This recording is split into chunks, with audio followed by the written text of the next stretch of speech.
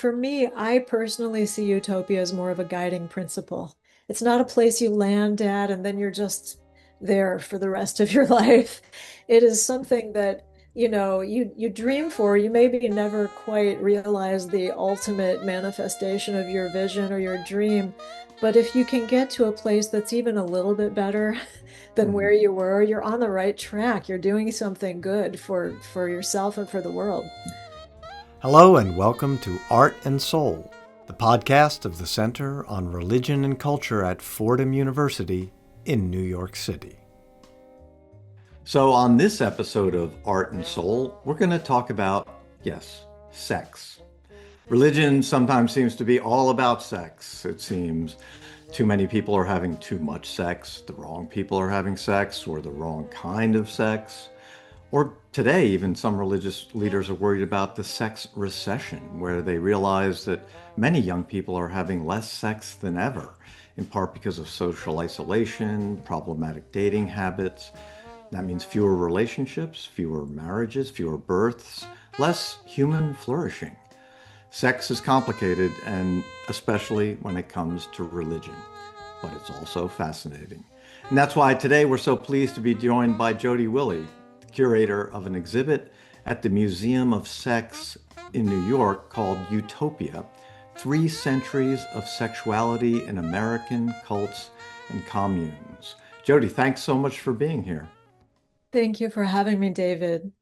It was a terrific. I was telling you before, I went to see it. The exhibit at the Museum of Sex in New York is just concluding, but it's going to be reopening at their Miami location, correct? That's right. It will open in Miami May 7th, and then it runs until the end of November in Oh, it's Miami at fantastic. the Miami Museum of Sex. Yeah. Terrific. And so many people, and especially the folks in our audience, Museum of Sex. What is this? This is pornography or something. It is. I mean, obviously, it's a very titillating kind of title for the museum itself. But this exhibit is just so terrific, is so rigorous, academic, educational, entertaining at times. I have to say, you'll really learn a lot. I mean, just about, and again, this is 3 centuries of sexuality, as you say, in American cults and communes. This isn't just, flower children of the 70s doing whatever they want. This really makes, to my mind, makes that connection going way back into America. I think you said in the quote you saying that, these communities were laboratories for rethinking nearly every aspect of life, sexuality, spirituality, gender, family, and art. Through the archives and creative expression, we witness their attempts to reimagine new ways of living and loving in America. It's such an American story. What drew you to this project? Well, this has been a topic, and when I say a topic, I mean alternative spiritual communities in the United States has been a topic of fascination for me for probably the last 20, 25 years. And I was brought up in a loving Christian family in the Midwest and drifted away from that, for many years, moved out to Los Angeles. But I always appreciated a lot of aspects of that upbringing because it was so filled with love, and we had such a great pastor at our church. So I had an understanding of the benefits of a spiritual life culturally early on. But when I moved out to Los Angeles in the 90s, I got into the rock and roll industry and became a music video director and a rock band photographer. And that was really where my heart was at that point, in the 90s. But I noticed in Los Angeles, there were a number of very unusual architectural buildings and found that there were spiritual communities that were in those buildings. And so I started visiting a lot of these alternative spiritual communities and documenting them when I was also documenting rock and roll bands. And I found them to be really interesting to me. And so that led me down this path of inquiry that brought me to document a group called the Universal World Church in Los Angeles. They were like an Assemblies of God spinoff with an incredible art installation in their sanctuary. And then the Source family, another group that I spent time with, put a couple of books together on the Source family and made a documentary about. And then the Unarius Academy of Science, which is a UFO space brother channeling creative collective in Southern California in San Diego. And so those are three groups that I've spent the most time with, but I've studied and visited many groups, and I just found that for me, there was always a little something missing in traditional religion for me, and I really found it this fascination with these groups, but also these groups that created incredible artwork. When I was a teenager, I started visiting outsider artists down in the American South, like Howard Finster, Mose Tolliver, R.A. Miller, a lot of these artists. And I found that these spiritual communities in Los Angeles had the same components of creation as these outsider artists in the South. And anyway, that's what built my fascination. Yeah. And again, I just want to say, I had known you really as a filmmaker. You've done so many great things, the Source family, 2012. But I also want to mention your latest, Welcome Space Brothers, which it's a feature-length documentary on the Unarius Academy of Science. And we're going to be having you up to Fordham in September to talk about that, which is adjacent to this whole exhibit we're talking about in some ways, but there's a whole different, and again, very American expression of spirituality. We're such a, everyone talks about a Christian nation, Judeo-Christian nation, but there are a lot of spin-offs. Everybody's really trying to find their true self, find transcendence, it seems. I found for me, I found through my following my passions here that there is so much spiritual diversity in America throughout American history, and it looks unlike anything we would expect. It's so vibrant, it's wild, it's principled, and it also takes it takes these things that in contemporary American culture, which is such it's a largely materialist culture, it takes these things like sexuality, art, music, and these groups infuse them with kind of a revitalization of spirit. And I find that especially interesting right now as we're trying to make our way through this period of time and reimagine ourselves. Who are we now and who will we be in the future? I find that these groups were doing the same thing throughout American history in the 1700s, in the 1800s, even in the early 1900s. They were looking at a world around them, the sort of establishment culture, and saying there's got to be a way to do this differently and to create a more meaningful life. And that's what I found.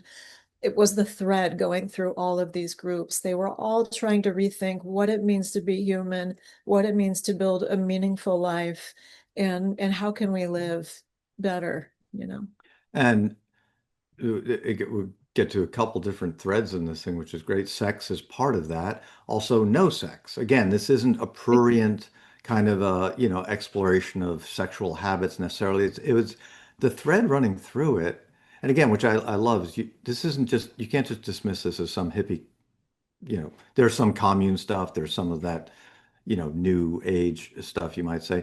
But this really goes back, as you say, to the 1700s. And um, they saw sex as part and parcel of that transcendence. I was so struck by was it the part on the Moravians? I Yes. mean, the most pietistic Protestant sect, possible in the 1700s. And there's this theology of what do you call it, bridal Bridal mysticism. mysticism. Yeah, I mean, Exactly. talk about that for a minute. I mean, Well, what was that about?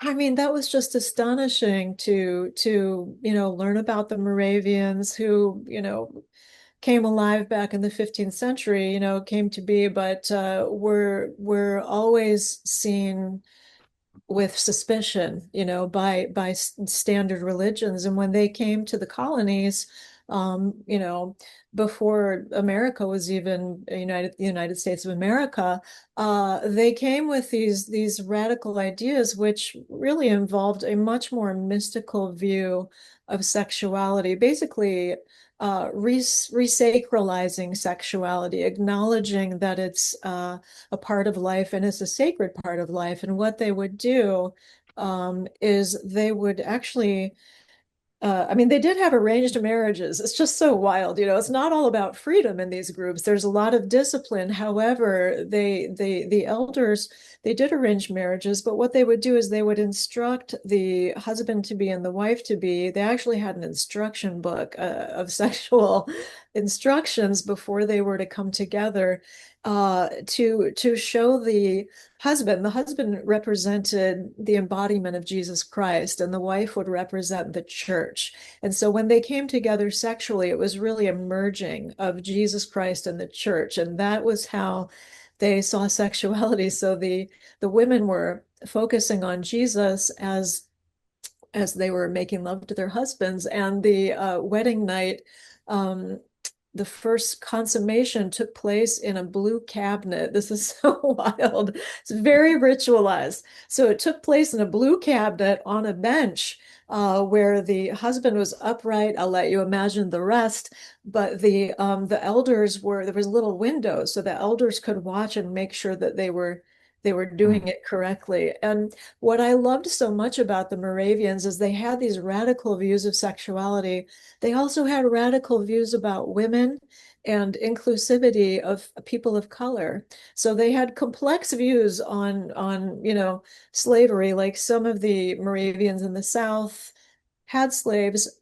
Moravians in the North did not, were anti-slavery and brought in people, former slaves, welcomed them in as equal, spiritual uh, compatriots, and they welcomed in Native Americans as well. So it's really interesting how these groups just broke so many of these like cultural cages at the time that they were, outside of.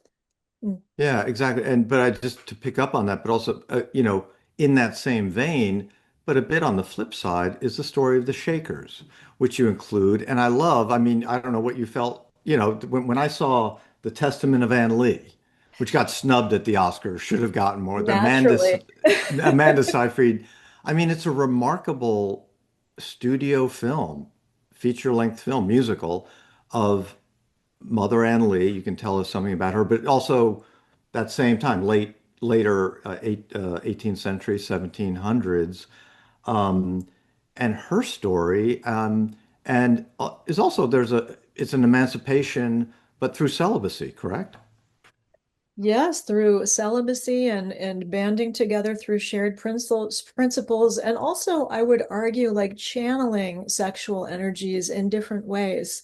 So channeling through devotional prayer and work and artwork, and the Shakers did that so beautifully for hundreds of years. I actually I would giggle to myself during the creation of this exhibit because I was like, oh, I wonder if Dan Gluck, the founder of the Museum of Sex, I wonder what he'll think about the fact that I've got more celibate groups in this show than any other group. You know what I mean? But the celibate groups, I mean, to me, they were just the most fascinating. They made the most incredible artwork. They really made a difference and influenced the larger culture in a number of ways. And the Shakers in particular, it's important to remember that when they came to the United States in the 1700s, women had no rights. Women were treated, almost as cattle at that time. They could be, raped legally by their husbands. They could be beaten. They couldn't own property. It was they were baby making factories for their husbands essentially. And so it was a dire situation, and Anne Lee and the Shakers perfectly show how appealing these groups were to some women because they had rights. The Shakers saw God as both male and female components. they saw Anne Lee as the female manifestation of God on earth. And women had rights. Women were seen as equals in the groups. They had spiritual authority beyond Anne Lee. It Mm, was egalitarian, and they made an impact in the larger community. And what I love to show about the Shakers is that they endured for centuries. Like they had many groups across the country, and they anchored in they anchored in goodness, in the mm, communities that they were in. They were good neighbors. And that's another thing about these groups that I had a number of things I wanted to dispel in this show, a number of stereotypes. And one of the main stereotypes is that these groups that we think of as utopian groups or alternative spiritual subcultures, we like to think of utopia as an idea that couldn't possibly be true. mm, And that's reinforced in all of the Hollywood movies nowadays, so many of them, and so many of these stories that like a dystopian future is almost inevitable. And I wanted to show that we have this incredible legacy of communities throughout American history when things were really dire mm, who took it upon themselves to reimagine a better world. And they weren't just fleeting experiments that just fell into, destruction or decay or things like that. There were a number of groups that were able to maintain that vision for years and influence the larger culture in fascinating ways. mm. And, and so much of what they do is, it's even if you look at some of these groups and you say, oh, that's, they're so out there, but so many of the ideas have seeped in just in, I mean, I was thinking of not to jump around too much, but the farm, which, Yes. yes, tell us about the farm. That's, when was that, the 1970s? Yes, the Yeah. farm, let's see, the farm came to be in San Francisco in the late 60s. And then by, I think, 1973, Stephen Gaskin, who was the fearless leader of the farm, he was a university professor who got turned on to, LSD and had this very mystical idea that brought in elements of Christianity and Eastern esotericism and but Christian, values like basic human values. And he started lecturing, giving talks around the country, and ended up taking a caravan of school buses with about 400 people and took them to Tennessee, giving talks across the country on the way. And they settled in one of the most conservative areas of Tennessee, surrounded by white supremacists, people like that, evangelical, fundamentalist Christians, and landed and set up what became the biggest commune and most enduring commune of the 60s, which to this day still endures. And they had an egalitarian mindset. Stephen was the leader. He ended up, I mean, it's a very complex history as all of Mm. the, and that's the thing, like all of these groups have incredibly complex histories, like any major religion does when you look beneath the hood. The good and the bad. I know there's scandal I there, mean, and you're very good about that. This isn't, you're not idealizing utopia. It's every effort, it's like, and again, in a sense, just to say, it's people can't go in there and look at this in a completely one-way judgmentalism. It's like, okay, look at ourselves. I'm Catholic, for example. I mean, look at ourselves, and I think it's a lesson, frankly, that way. I'm But so glad you feel that way because for me too, I feel like I've learned so much from really embracing the paradoxes within these communities and the complexities and looking at it from a more detached view, but realizing that that impulse to envision a more just, equitable, caring, loving world is a very powerful impulse that is part of being human. And it's reinvigorated our culture during very dark times and all human cultures, every Renaissance, has invigorated the culture during dark times. So yeah, the farm though, I want to get back to like what was so interesting about them is they ended up forging the home birthing movement. So they kicked huh. off the huge home birthing trend. They've had thousands of babies delivered naturally there, and they still do it to this day. Yeah, and that's also, again, glad you went back there because the home birthing movement. So much of it, organic food, getting back to nature. That's again one of the things that it's about sex and sexuality and gender, but really it's all of a piece with these things you're talking about it, but things that we take for granted. I mean, the home birthing, homeschooling, organic, back to nature. These are things that friends of mine on the right, the sort of traditional right, are as into as those on the far left today. I find the Today, same yeah. thing. And what I love about that is those are things that can bring people together, even if they've got ideological or political differences.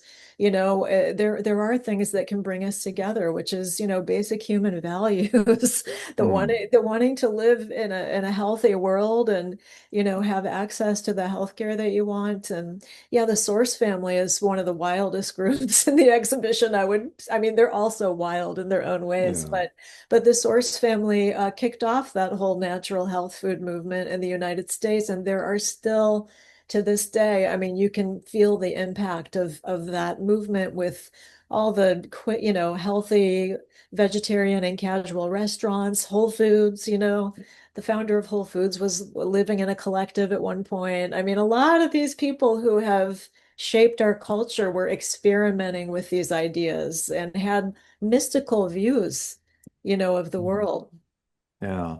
The I was also getting back to it, and again, the thread which you started at the beginning with some of what you were fascinated with in the 70s and well, in the 90s by the time you got there, but in California and these communes, the things they created. And I would say also again, the artifacts here are terrific. The documentation, the thousands of things, the comic book stuff you have. I mean, the art is fabulous, but what you got at was the artistic and creative lives and products that they created. Getting back to the Shakers, I mean, and I think there's one Shaker chair there, and we did at the CRC, we did a short documentary on the Shakers. Just so fascinating. That is also just such an element. Seems like a thread running through all these things is how um, self-sufficient they wanted to be, but how, crafting, creating, and beauty. It's both purpose, practical. They're American, it has to be practical. So, Right. but it's beautiful as well. Well, I feel the same way. To me, this is some of my very favorite art that I've ever seen anywhere. I feel like there is an originality to a lot of this artwork that reflects the spiritual principles and an incredibly unique aesthetic shaped by their worldview, Mhm. which is so different from the worldview of most contemporary artists these days, especially.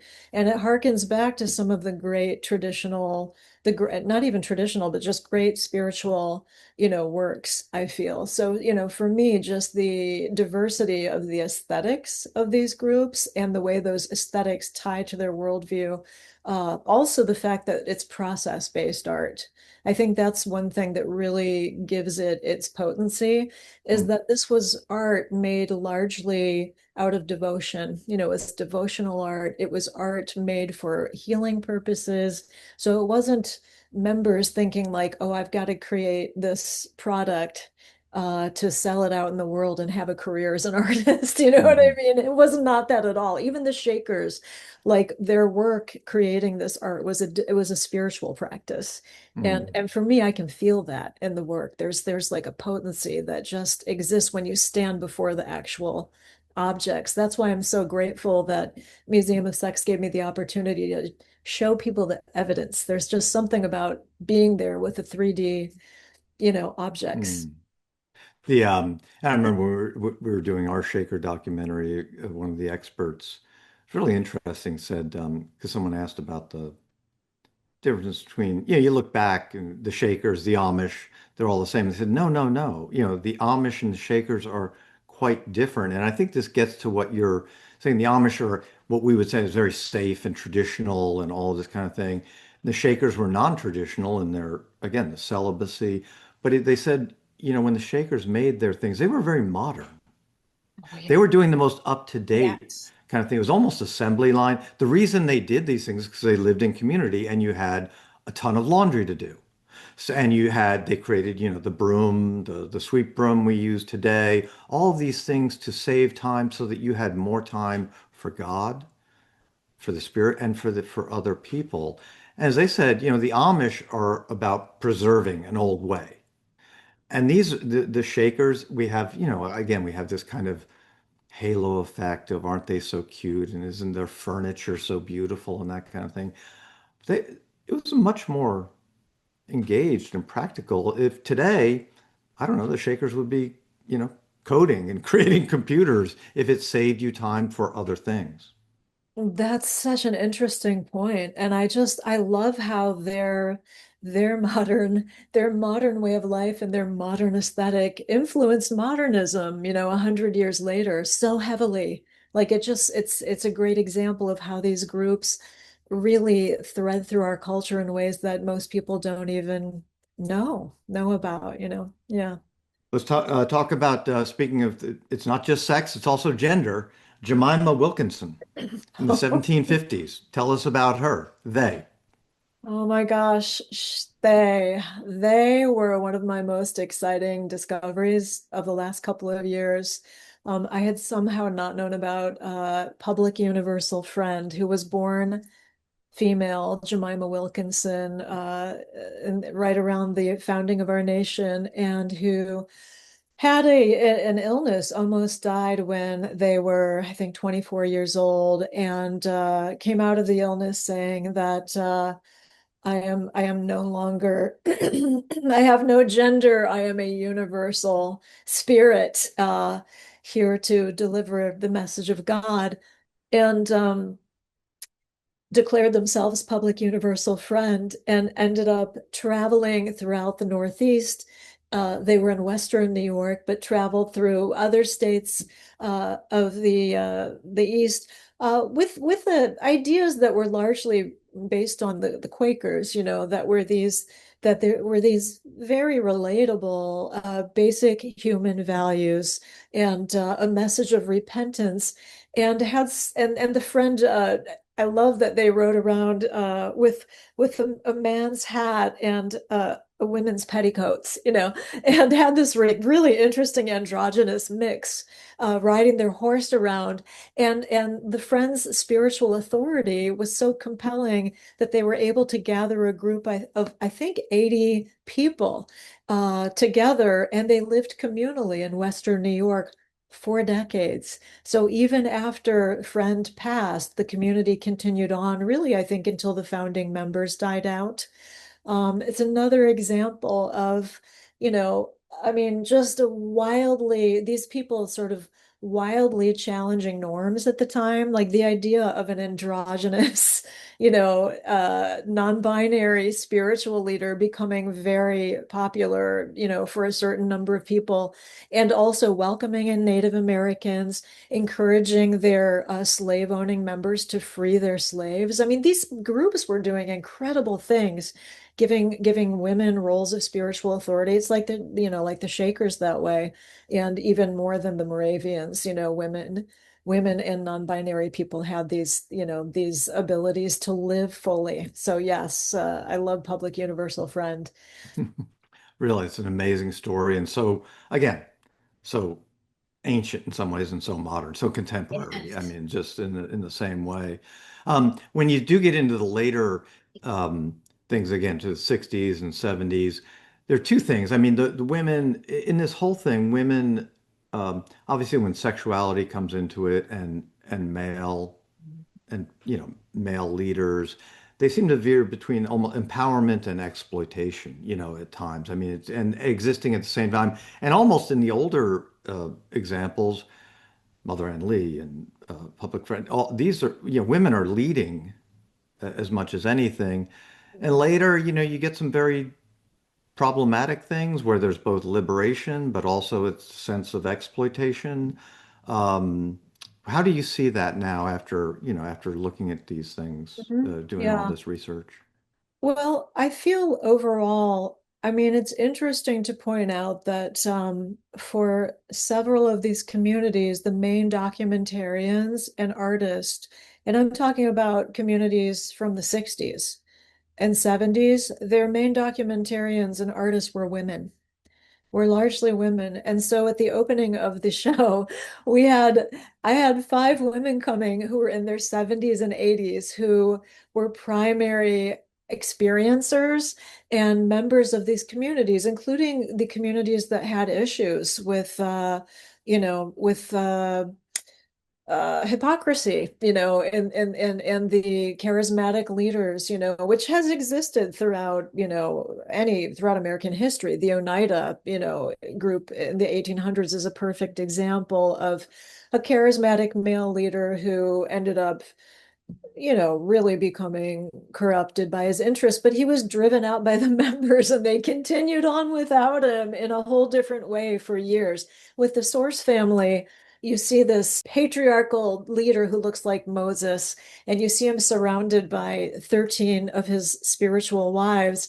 And it's really easy to look at that and just say, oh my gosh, women, the promise of sexual liberation from the 60s and 70s turned into this. But what's so interesting about the Source family, and this is one of those little tidbits, you have to click on your QR code to get this information. It's in one of the vitrines, the picture and the writing. And that is that as the Source family evolved, and I didn't even find this out until I'd published the first book on the Source family, because there were just there's so many layers of understanding, and people gave me I had to really pull these items out of people. But what I found was, as Father Yod became older and the Source family progressed, he actually became much more passive as a leader. He started out as this sort of spiritual boot camp instructor.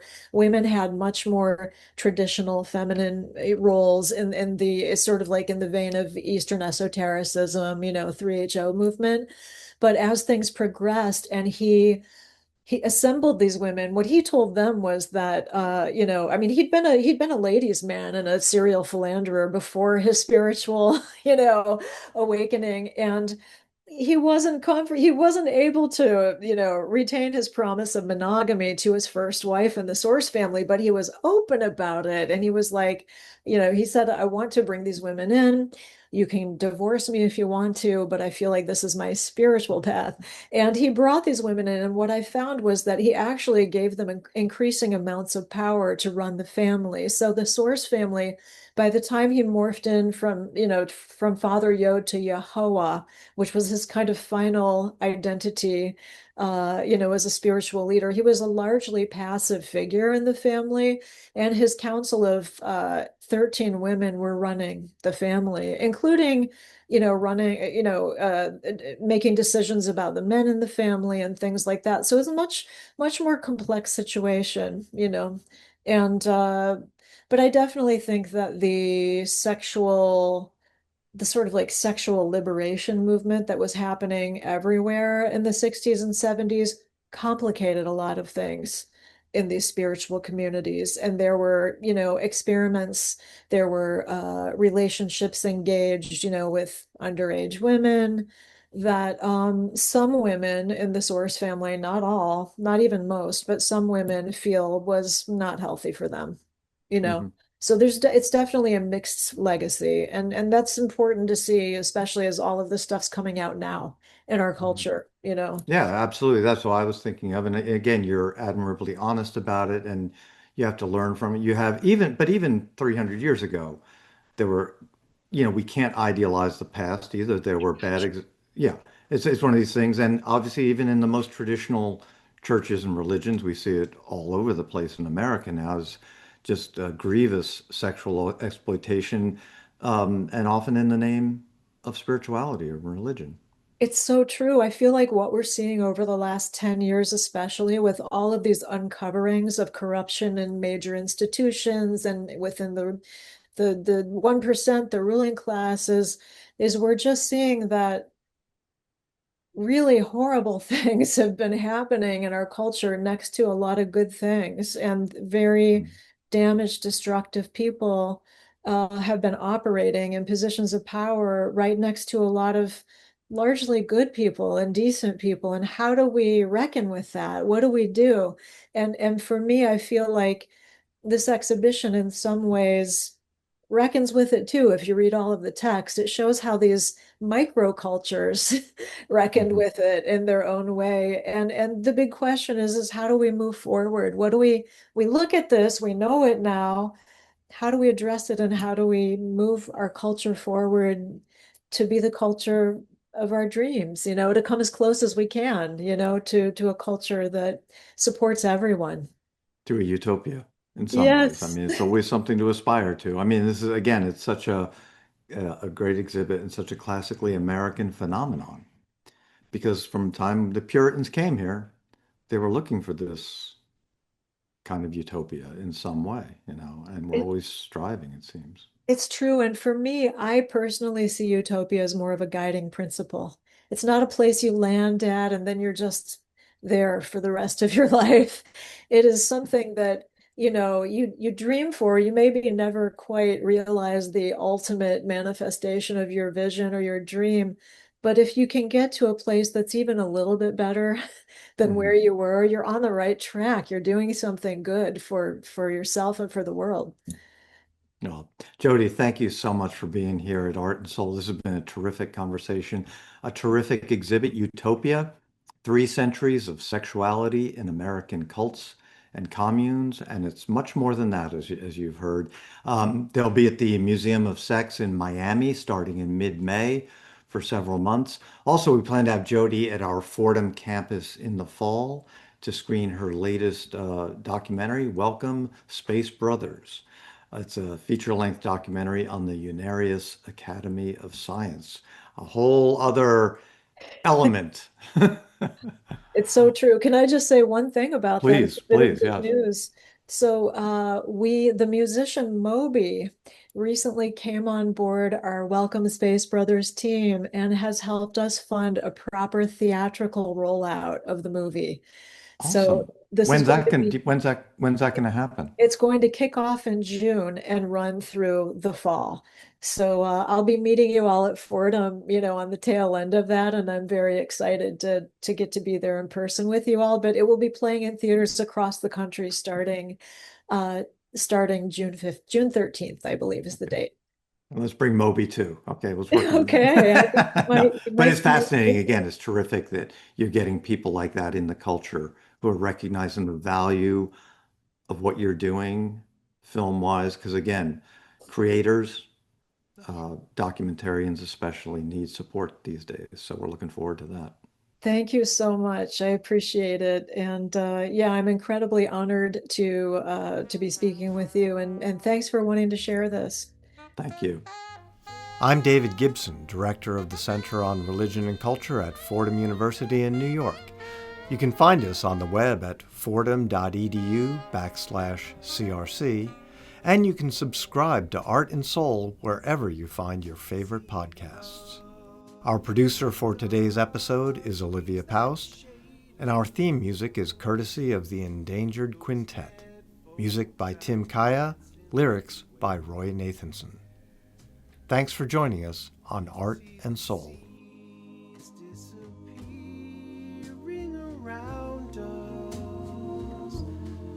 Shed a tear for